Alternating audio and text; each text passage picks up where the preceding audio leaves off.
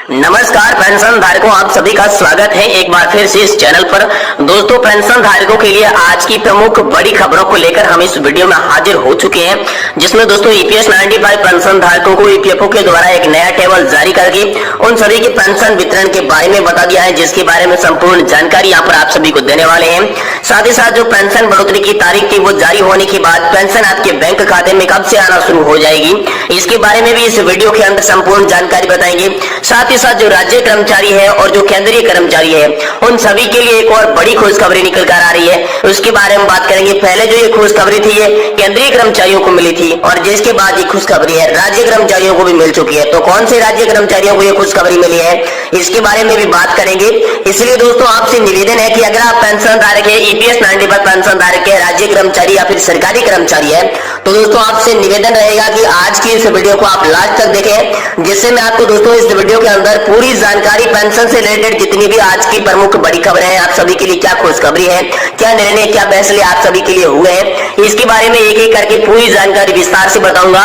इसलिए दोस्तों आपसे निवेदन है कि आज के इस वीडियो को आप पूरा जरूर देखें और इससे पहले दोस्तों आप चैनल पर नए तो चैनल को सब्सक्राइब कर दें और वीडियो को लाइक कर दें। तो चलिए दोस्तों जानते हैं आप सभी के लिए पहली बड़ी खुशखबरी क्या निकल कर आ चुकी है। जी हाँ दोस्तों, सभी केंद्रीय कर्मचारियों के लिए बड़ी खुशखबरी है। एक बार फिर से डीए में 4% की बढ़ोतरी के साथ ही अब उन्हें 46% डीए का लाभ मिलेगा। जी हाँ दोस्तों, आप सभी के लिए बड़ा आदेश सामने आ चुका है। पेंशनर्स का डीआर और डीए यहाँ पर कर्मचारियों का जो डीए है दोस्तों उसमें 4% की बढ़ोतरी की गई है। एआईसीपीआई इंडेक्स आंकड़ों में वृद्धि के कारण ये बढ़ोतरी हुई है और इसमें पेंशन की बजट की जो खास सूचना है वो भी जारी कर दी जा चुकी है। जी हाँ दोस्तों, यहाँ पर सबसे पहले एआईसीपीआई इंडेक्स आंकड़ों में वृद्धि की गई थी, जिसके बाद यहाँ पर 4% आप सभी का महंगाई भत्ता और जो महंगाई राहत है वो बढ़ा दिया गया है। तो अब दोस्तों आप सभी को पेंशन के साथ 46% जो डीआर मिलेगा, साथ ही साथ जो कर्मचारी है उन्हें सैलरी के साथ साथ 46% डीए मिलेगा, यानी कि महंगाई भत्ता और महंगाई राहत आप सभी को 46% की दर से मिलने वाली है। साथ ही साथ दोस्तों आप सभी के लिए यहाँ पर बड़ी खुशखबरी ये निकल कर आ रही है कि ईपीएफओ ने पेंशन वितरण की टेबल जो है वो जारी कर दी है। जी हाँ दोस्तों,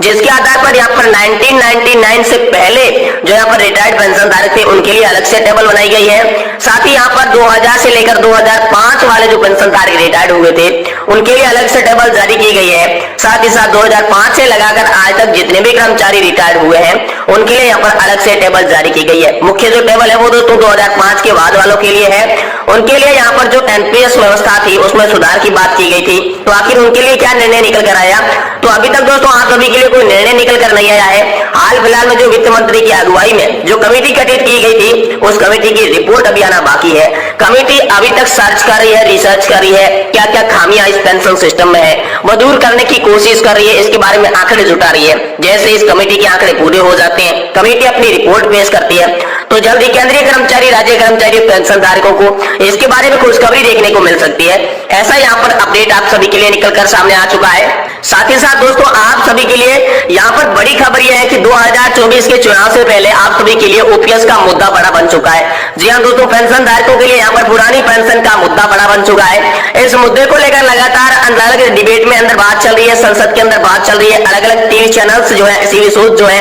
वो ये लगातार पुरानी पेंशन का मुद्दा उठा रहे हैं। लेकिन जो दिल्ली में इतना बड़ा प्रदर्शन हुआ उस प्रदर्शन के अंदर कोई भी यहाँ पर जो मीडिया के कर्मी है वो नहीं आए थे, तो ये पेंशन धारकों के साथ धोखा हुआ था और उसी में पेंशन धारकों ने यहाँ पर मीडिया चैनल्स का भी विरोध किया था, जिनमें उन्होंने मीडिया चैनल्स के कुछ खास एंकरों का विरोध भी किया था और उन्होंने कहा था कि ये जो गोदी मीडिया है ये बाकी सारी खबरें कवर कर लेती है, लेकिन जो पेंशन धारक देश के यहाँ पर लाखों की संख्या में इकट्ठे हुए थे उनका यहाँ पर कोई हालचाल नहीं लिया गया, उनके बारे में कोई खबर तक नहीं दिखाई गई। जिसके बाद ठीक है छोटे मोटे चैनल्स ने यहाँ पर कवर करने की कोशिश की, लेकिन जब बात बीत चुकी थी तो फिर बताने का क्या फायदा होता है, ऐसा यहाँ पर पेंशन धारकों ने कहा था। क्योंकि पेंशन धारक इतनी संख्या में वहां पर गए थे लेकिन कोई नेशनल चैनल का मीडिया को कर्मी, कोई रिपोर्टर वहां पर उनका हालचाल जानने नहीं गया और न ही किसी नेता ने उन्हें होल दिया। नेता लगातार आश्वासन देते रहे, लेकिन यहाँ पर जो रामलीला मैदान के अंदर विशाल धरना प्रदर्शन, विशाल रैली जो की गई थी उस रैली का असर अब ये हुआ है कि दोस्तों आम लोकसभा चुनाव 2024 से पहले आप सभी के लिए बड़ी खुशखबरी निकल कर आ सकती है।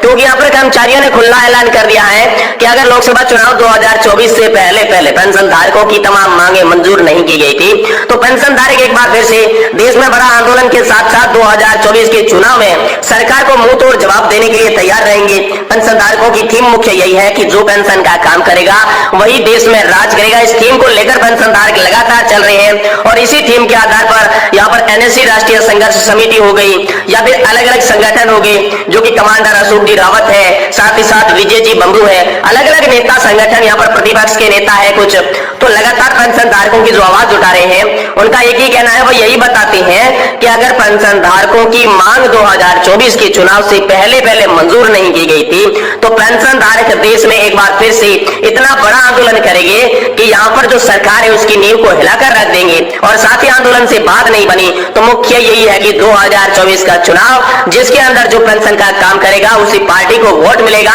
ऐसी थीम यहाँ पर पेंशन धारकों ने लगा रखी है। तो इसी पेंशन धारकों की थीम को देखते हुए अब मोदी सरकार के कुछ जो यहाँ पर एमएलएज है, कुछ एमपीज है, कुछ नेतागण है, उसके जहन में भी यह मुद्दा आया, लगातार वह पेंशन धारकों से मुलाकातें कर रहे हैं, पेंशन धारकों को उनका हक दिलाने के लिए यहाँ पर लगातार कोशिशें की जा रही है, ऐसे आश्वासन मिल रहे हैं। तो दोस्तों आप सभी के लिए जो पहले की मोदी सरकार ये साफ मना करती आई है कि ओपीएस का मुद्दा बिल्कुल नहीं चलेगा, ओपीएस देश की अर्थव्यवस्था को खोखला कर देगी, हम ओपीएस नहीं लागू करेंगे, ये साफ बात थी। ऐसा पहले यहाँ पर बीजेपी के अनेक नेताओं ने कहा था, लेकिन अब वही नेता वोट के लालच में दोस्तों लगातार अब यही करते दिख रहे हैं कि पेंशन धारकों के पास जा रहे हैं, पेंशन धारकों की बातें सुन रहे हैं, उन्हें आश्वासन दे रहे हैं कि अब यहाँ पर आपकी मांगे मंजूर होने वाली है। तो वही है मोदी सरकार जो कि पहले की थी, जो साफ मना करती थी कि पेंशन लागू नहीं करेंगे, ओपीएस लागू नहीं करेंगे, लेकिन चुनाव को नजदीक देखते हुए अब ओपीएस के मुद्दे पर यही सामने बोलने लग गए हैं। तो दोस्तों इससे आपको एक सबक मिल सकता है, आपको एक बड़ी अच्छी खबर भी मिल सकती है। इसके साथ साथ अच्छी खबर यह मिल सकती है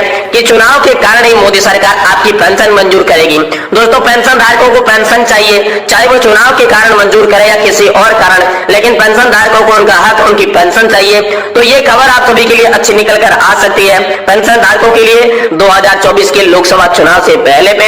बड़ी खबर यही निकल कर सामने आएगी कि पेंशन धारकों की ओपीएस सिस्टम लागू कर देनी चाहिए। जो वित्त मंत्री ने कमेटी यहाँ पर गठित की थी वो एनपीएस की समीक्षा के लिए की थी, लेकिन जब से कमेटी गठित हुई है लगातार पेंशन धारक जो है वो इसका विरोध कर रहे हैं कि हमें एनपीएस में किसी भी प्रकार का कोई सुधार नहीं चाहिए, हमें तो सिस्टम चाहिए ओपीएस पुराने पेंशन योजना वाला ही सिस्टम चाहिए। क्योंकि एनपीएस में कई बार मोदी सरकार संशोधन कर चुकी है, जिसके बावजूद भी यहाँ पर जो कर्मचारी है, जो पेंशन धारक है, उनको उनका असली हक नहीं मिल पा रहा है और इसी हक की लड़ाई लड़ने के लिए उन्होंने कमर कस ली है, ओपीएस का मुद्दा बड़ा बना दिया है। अब 2024 के लोकसभा चुनाव में ओपीएस पर आर पार कर लेकर यहाँ पर कर्मचारी जुट चुके हैं, साथ ही साथ जो विपक्षी दल है उनका भी ओपीएस पर सहमति है, उनका भी साथ यहाँ पर कर्मचारियों को मिल रहा है। तो दोस्तों आप जान सकते हैं कि जब इतने सारे नेता, इतने सारे प्रतिपक्ष के यहाँ पर जो साथ मिल रहा है तो कर्मचारियों का मुद्दा कितना बड़ा बन चुका है। अब जल्दी से जल्दी आपको इसके बारे में खुशखबरी देखने को मिल सकती है, लेकिन हाल फिलहाल में जो मोदी सरकार है उसने ऐसा कोई आदेश जारी नहीं किया है।